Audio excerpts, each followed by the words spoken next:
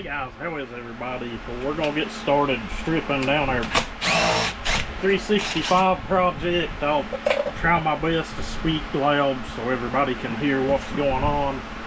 Again, you know, we've got the fan going and it is set on low, and it's been raining off and on. It's raining a little right now.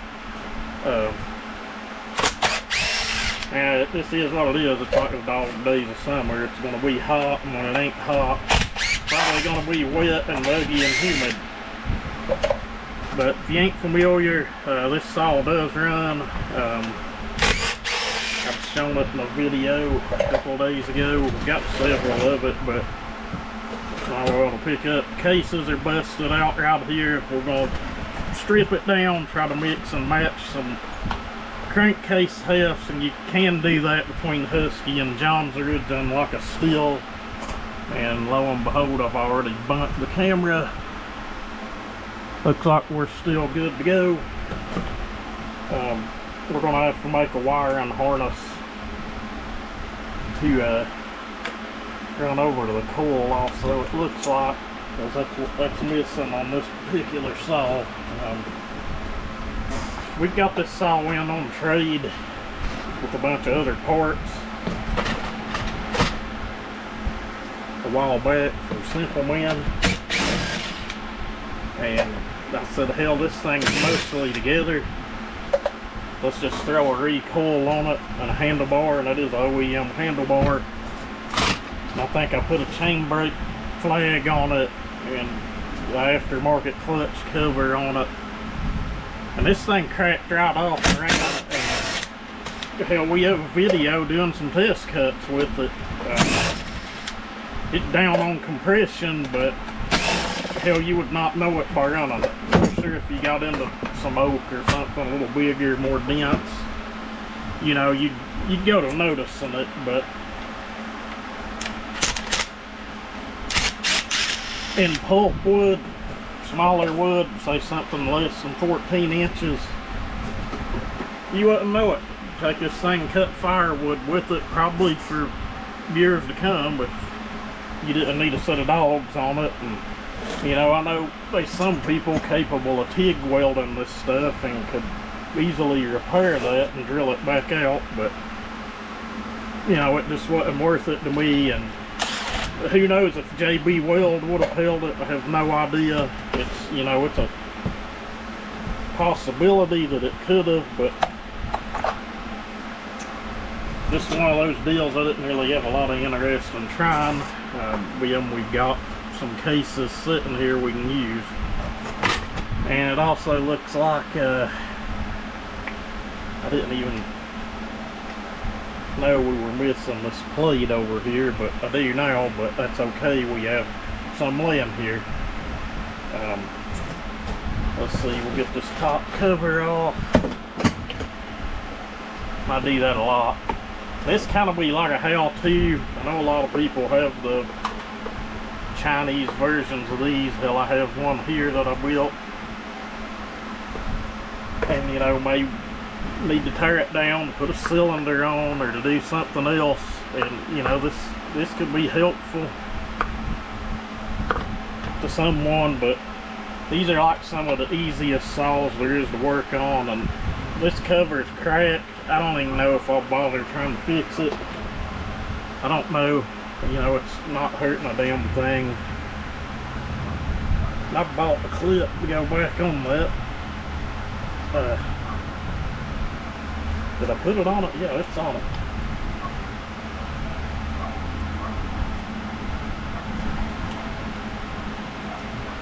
Off there. There we go. I'm holding my mouth right. That's an OEM clip. I think that damn thing was like $9 or $10. This had one on it, and when I done that, let's see, what was it, the 2166 build, this was a donor for just a handful of parts that I needed.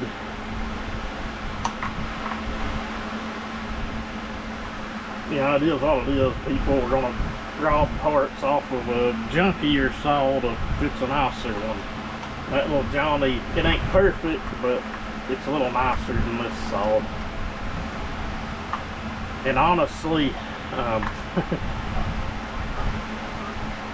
the PTO side, the flywheel side crankcase half on it, this bar that goes across the stop top is broke on that saw. And hell, I didn't even notice it until I had the whole damn saw done. I don't know what that dog's barking at, if you can hear. It is hard telling. More than likely a cat.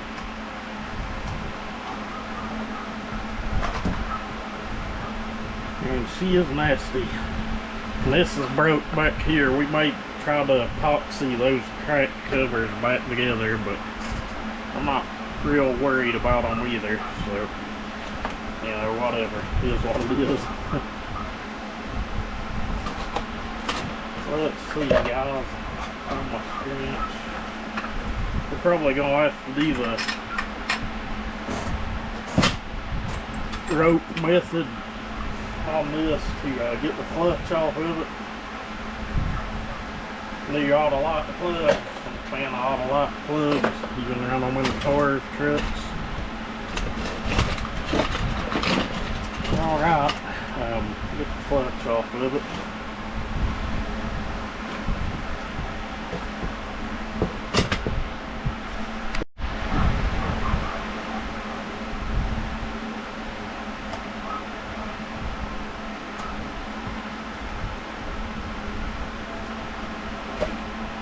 Sorry guys, I had to take that off camera.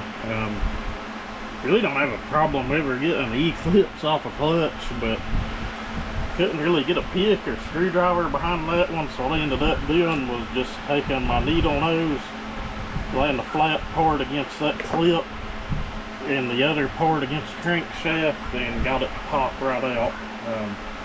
Usually you can get a pick or a little screwdriver or something in there. You can even take your wrench sometimes and kind of do that to pop them on and off, but guys, some of them can just be a flat out pain to do, and looks like we've got our chain brake set. They're never gonna help. See if I can get a wrench on the end of it or the cheater. Get that damn thing to pop back. There we go. Not sure how to manage that anyway. Probably the fact that this thing's been sitting in a big box of parts for a few months. Clutch seems good enough. Clutch bearing feels alright. Okay, now we need to get a hammer and a punch.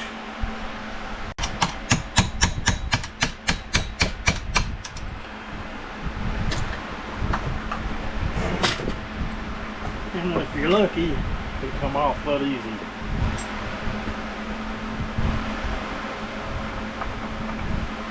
I gotta look, make sure I'm still filming, guys. It looks like we're still getting her done. And we're about to get a shit ton of rain come back in.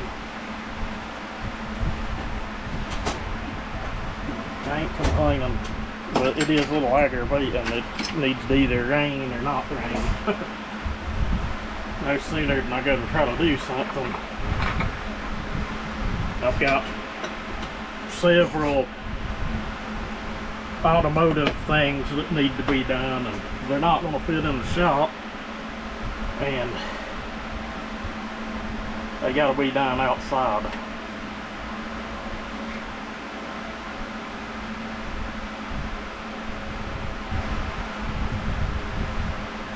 I've never seen that happen, all of it pulled out with the oiler.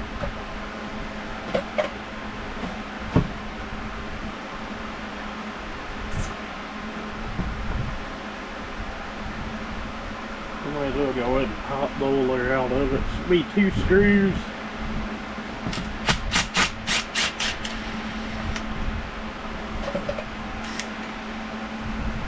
And the little lights they put on these screw guns, they're like the handiest damn things ever.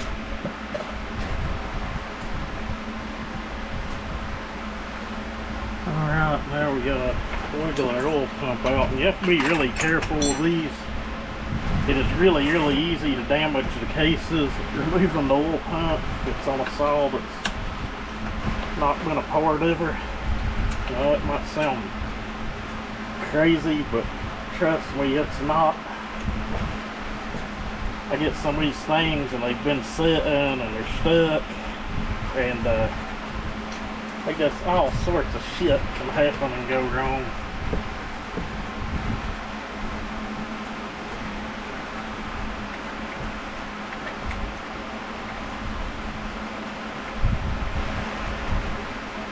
Chain brake bands, guys. Getting ahead of myself.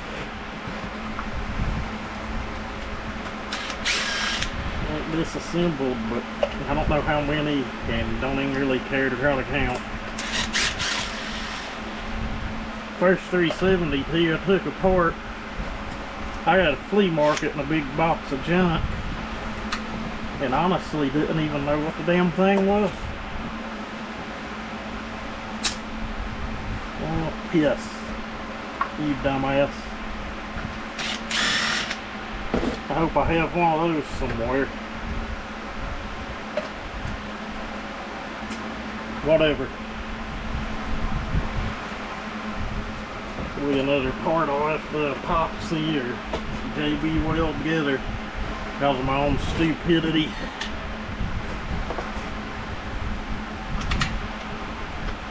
Yeah, and all of this will just more or less just fall out. Little spring assembly. Once we get it cleaned up, I get to the going back together stage, we may show that.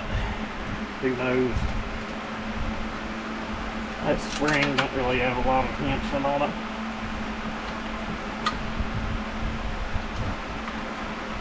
Oh, that bastard is stuck.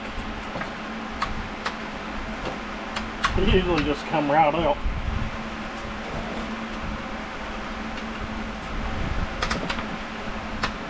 Damn!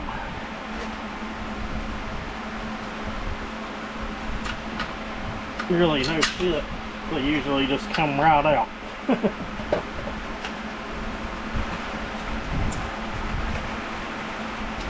I'm trying to get this apart kind of in a hurry because I know where everything goes. I can put it back together in my sleep.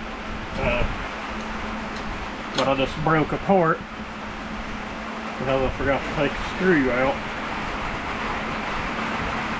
I just took a pick and dug the end of it out.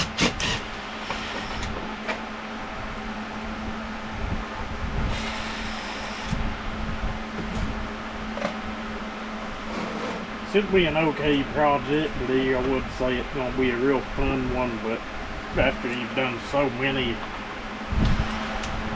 saws in a certain series,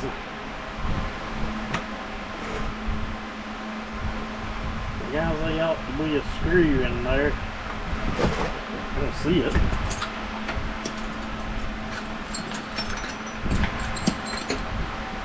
Evidently she is. Got the corrosion going on.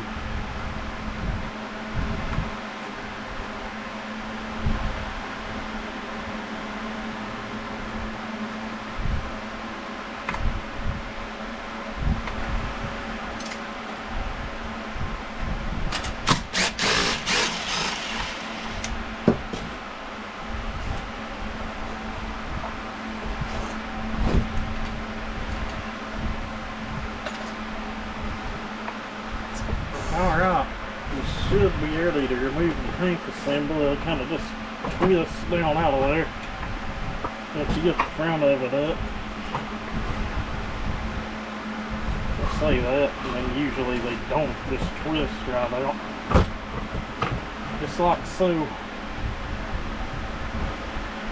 Thought there was a little...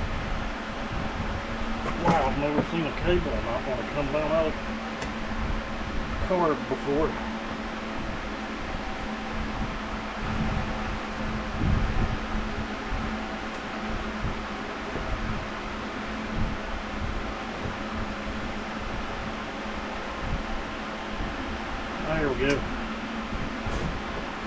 This saw definitely never been apart. The cable was seized up in the end of the bracket, that plastic bracket. And I really hope that I have a metal bracket here to go back on this. I should have, I'll have to go through my, I've got a big box of 372 stuff. If not, whatever, I'll reuse the plastic one or find a better one. It ain't that big of a deal. This cable really ain't in the world's greatest shape, but you know what, it was working. We usually try to reuse stuff that works. If not, I'm sure I've got one laying here somewhere. What do we got, guys? Blue coal. Okay, I should have one more black unlimited coal somewhere. And I know there's some guys like, oh, it's unnecessary. No need in them to rev that high. I disagree. I've seen guys spin the bottom end of these things to 17 grand and them hold together and OEM cranks. So if I can tune one at 14 grand out of the cut and it's got a good blubber, I'm gonna tune it there. That's just me. And you don't have to jack the shit out of the exhaust roof to get one to rev that high either. The one in the video, we cut in the big maple exhaust roof on that saw, set at either 102 or 103. I don't know, we may get it out one day and just retime it. It's been a while since I put that together. But I like the timing when I timed it and just cleaned the port up and polished it, widened it, and left it where it fell. And the saw's got a clean 4-stroke at 14.2 all the cut. And that's with a good, reliable wired pack.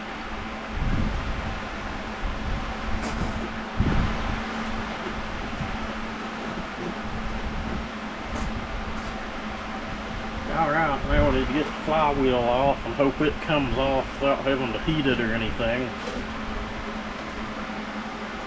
Or without destroying it.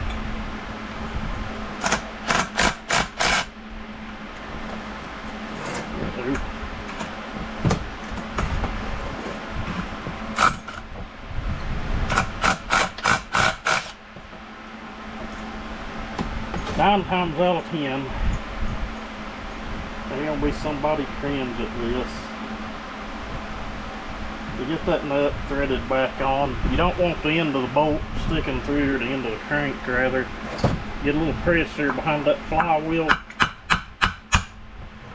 3 or 4 good raps, they'll usually come right off. And as you can see, the nuts spinning right back off my fingers. Didn't hurt a damn thing. Keyway looks good in that one. There wasn't a washer in the floor. We'll have to find that later.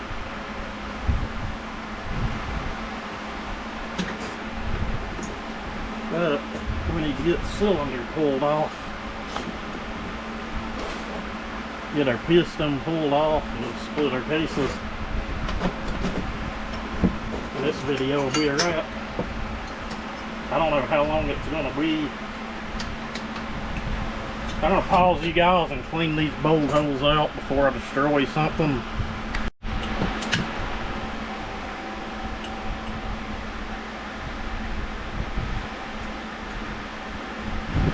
Kind of cool when you tear one apart that's never been apart. If everything goes as planned. At least I think so anyway.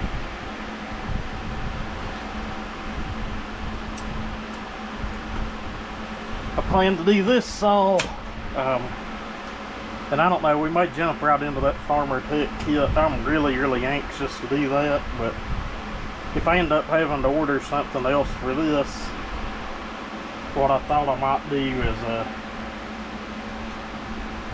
I've got the 026 and 024 that I picked up.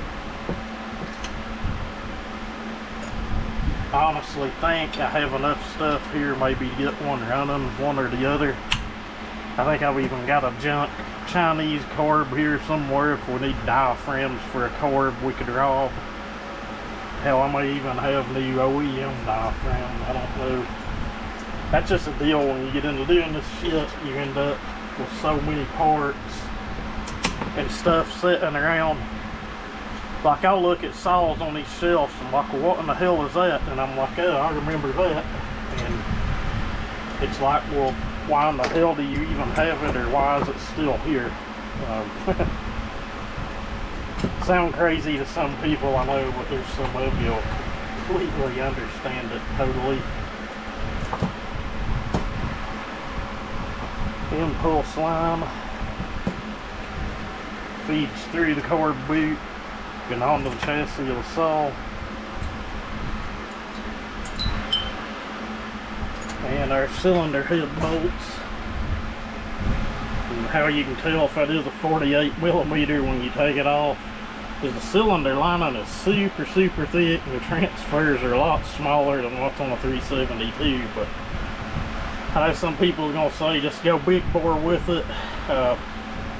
Guys, I would really honestly rather have this Molly 48mm jug as a highway big bore 52mm. Now, I may get flamed over that, but if you can stick with your OEM stuff, it's always better. I can make this run plenty good enough to where most people would think that it's 372 anyway by running it. But let's see. We're going to set this down here to the side, or somewhere to the side, out of the way for the moment being. We're going to get our pick back out. Once I find my metal tray and put some tools in it. And one probably laughing at me, damn thing's probably laying on the bench, but I'm not seeing it. I know someone was laughing. I don't blame them. Don't need no pick. We need one of those pliers. It's Husqvarna. I made the mistake of putting steel circlips in a 372 piston a while back. It's a farmer piston, and when I went to take that saw back apart, on it I was upgrading from the OEM farmer tech cylinder to a, I have no idea where the hell that went, but doesn't matter. You can fall down in it. It's all coming apart anyway, but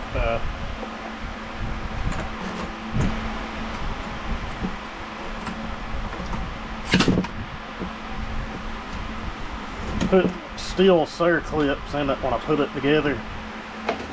I didn't care for the farmer tech stuff, and I had some here. And it was not a good time getting that back apart. I had to cut a groove into the piston, which I didn't care. I wasn't reusing it anyway, to get the damn circlip back out of it. I'm sure everybody does stupid shit like that sometime in their life. I think I've learned everything in my life the hard way. I really don't think anything's ever came easy. It is what it is.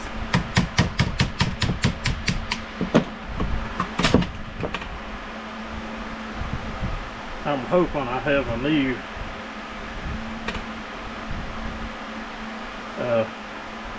I wouldn't care a bit to reuse that. The camera's getting it.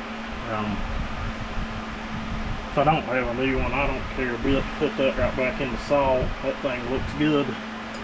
Well, I mean, think about it. You're reusing the same roller bearings on the crankshaft, so you know, it really doesn't matter anyway a whole hell of a lot either way.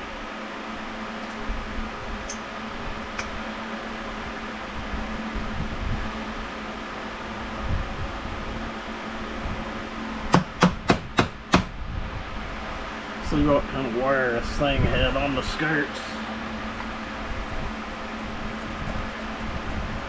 That is what we call wore the fuck out. That's real scientific, I know, but whatever works is the way I look at it. And we'll take that and throw in our drawer misfit pistons and cylinders back here. And we've got us a new moly coated one from the Duke to go back in our new project.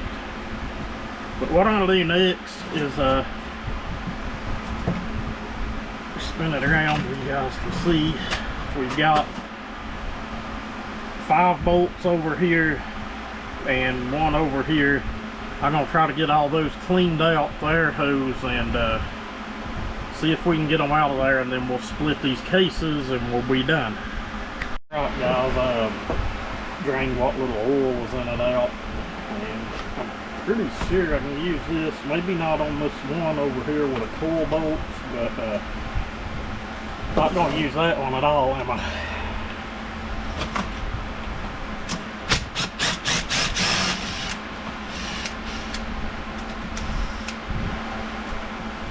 If we can't get it in here. Yeah, we're going to have to turn that one out by hand. I'm about to do that anyway. I normally turn them all out by hand just so I can see how everything felt, but the end of the crankcase they're bolting into, I really don't give a damn about. So we ain't going to really waste a lot of time worrying about it too soon.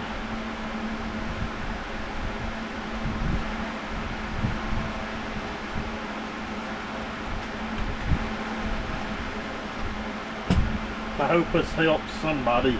I know it's just not me, but I've said it in other videos. My channel slowed down a lot in the last couple of months. I've seen other people complain about it, even larger channels. It is what it is. It's just, you know, it's just that time of year, I guess. But I still keep trying to get something out.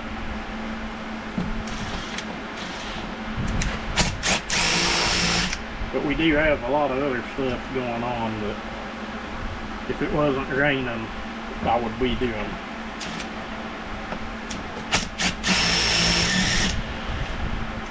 Things that need done a lot worse than another saw project, but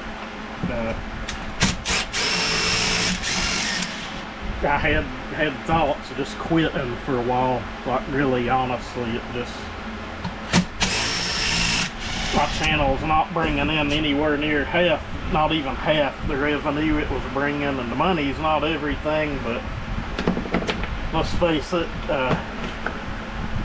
if anyone's saying they don't need extra money, they're doing a lot better off than I am. I know people see me buy stuff a lot, but it is what it is.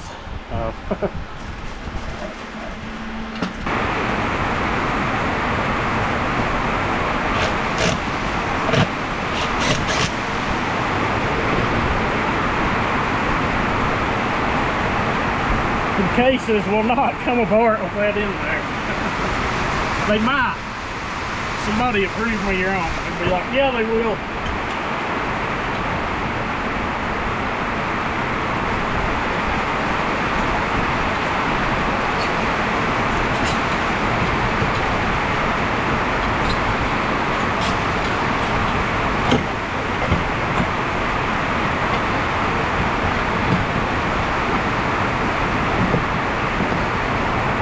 There's what I'm fighting with. The end of that damn thing broke like the second time I used it. And some of them are replaceable, but this one broke off up inside of it, so whatever.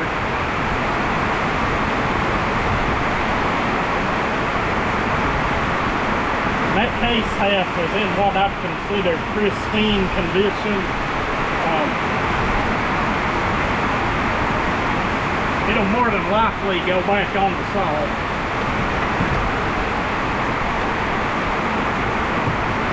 The red crankcase house we have over in the parts cleaner, the PTO side, it's pretty nice as well.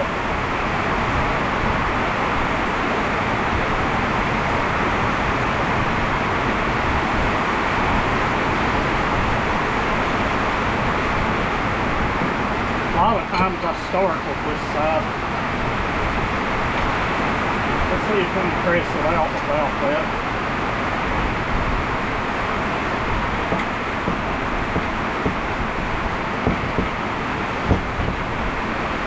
I doubt it.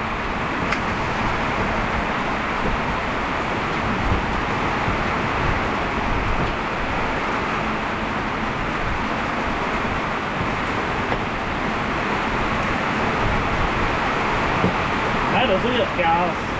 That is how you completely disassemble. Well, I'm gonna say you didn't do everything. The oiler hose. We'll more than likely reuse that because it looks just fine. There you go, guys. That's disassembling a 372, 365. 362, which I've never seen. My understanding those have the smaller bar plate. I don't know, I've never looked at one in person. But yeah, I'm gonna wrap this one up. You know, welcome to all the newcomers. Thanks to all the guys that comment and hang around. I'm not going to ask, but it'd be nice, you know, if more people could comment, if more people could smash the thumbs up, more people could subscribe after watching a video if it's helpful. I mean, it all really helps the channel out. It motivates me to do this stuff. I'm doing good as far as views. The little short videos, I think I'm averaging 60,000 views a month or something, but they don't really make any revenue. If you're lucky enough to have a video get 10,000 views, it might make a dime, and that's no joke. I've had one or two make like a quarter, but the shorts don't pay the bills for the saw work. But anyway, thank you guys for watching. Hope this helps somebody. Y'all have a good day.